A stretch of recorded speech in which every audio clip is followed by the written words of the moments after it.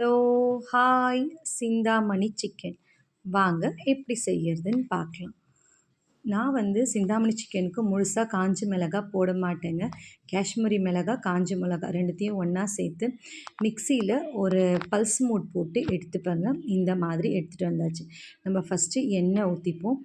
எண்ணெய் ஊற்றிட்டு கொஞ்சமாக சோம்பு, அந்த ஃப்ளேவருக்காக கொஞ்சமாக தான் நான் சோம்பு போட்டிருக்கேன். சாம்பார் வெங்காயம் நல்லா வதங்கணும் அந்த வெங்காயம். அதுக்கப்புறமா கொஞ்சம் ஒரு 5 மிளகாய் எடுத்து இந்த மாதிரி கிள்ளி விதையெல்லாம் நீக்கிட்டு இந்த மாதிரி போட்டிருக்கேன். இது வேணும்னா போட்டுக்கலாம், இல்லைன்னா அதுவே கூட போட்டுக்கலாம். இஞ்சியும் பூண்டையும் நல்லா தட்டி இந்த மாதிரி சேர்த்துக்கோங்க. ரொம்பவே டேஸ்ட்டாக இருக்குங்க இந்த சிந்தாமணி சிக்கன். எல்லோரும் முழுசாக காஞ்ச மிளகாய் மட்டுமே போட்டு செய்வாங்க. நான் இந்த மாதிரி பல்ஸ் மோட் போட்டு செஞ்சுப்பேங்க.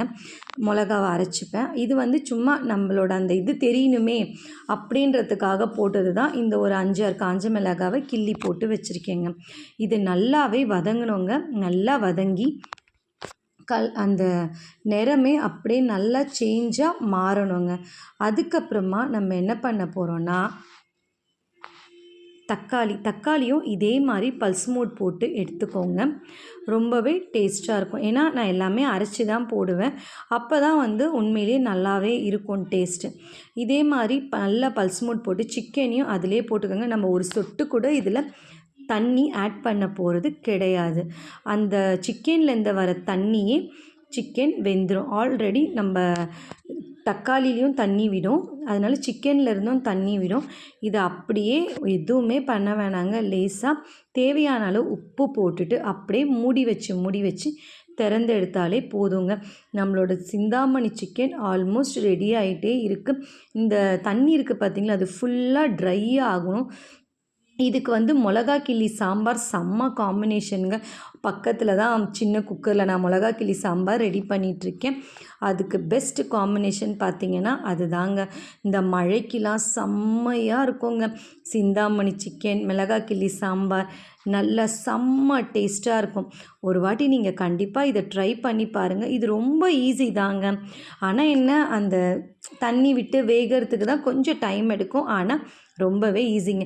கிச்சனில் உட்காரணுன்னு அவசியம் இல்லை. ஸ்லோவாக வச்சுட்டு மூடி போட்டு வேக வச்சதுக்கப்புறமா நல்லா ஸ்டவ்வை ஃபாஸ்ட்டாக வச்சு கொஞ்ச நேரத்துலேயே சிக்கன் நல்லாவே ட்ரை ஆகிடுங்க.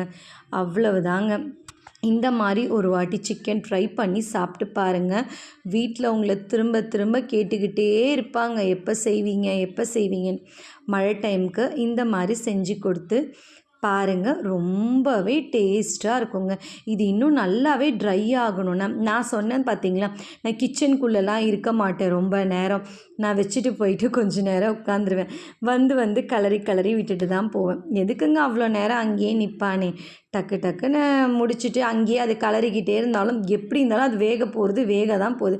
நம்ம பக்கத்தில் நின்னாலும் அப்படி தான் ஆகும், தூரமாக போனாலும் அப்படி தான் ஆகும். அதனால் அது டைம் எடுத்து வேக போகுது. அதே மாதிரி இது ஸ்டீல் கடாயில் இருந்தால் டக்குன்னு அடி பிடிக்கும், ஏதாவது ஆகும். நம்மளது இண்டோலியம் தானே, அதனால் அடிலாம் பிடிக்காதுங்க. பொறுமையாகவே வேகும். ஆனால் டேஸ்ட்டு செம்மையாக இருக்குங்க. இதை சொல்லும் போதே வாயில் எச்சி ஊறுதுங்க. அவ்வளோ சூப்பராக இருக்கும். நீங்கள் ட்ரை பண்ணி பாருங்கள். கண்டிப்பாக இது உங்களுக்கு ரொம்ப பிடிக்கும். இந்த மாதிரி வீடியோஸ்லாம் நம்ம சேனலில் தொடர்ந்து வரோங்க. நீங்கள் நம்ம சேனலுக்கு சப்போர்ட் பண்ணுங்கள். இது மாதிரி வேறு மாதிரி உங்களுக்கு சிக்கன் எந்த மாதிரிலாம் செய்யணும், சிக்கன் மட்டன் என்ன நான்வெஜ் ரெசிபினாலும் கமெண்ட்டில் கேளுங்க. உங்களுக்கு நான் செஞ்சு காட்டுறேன்.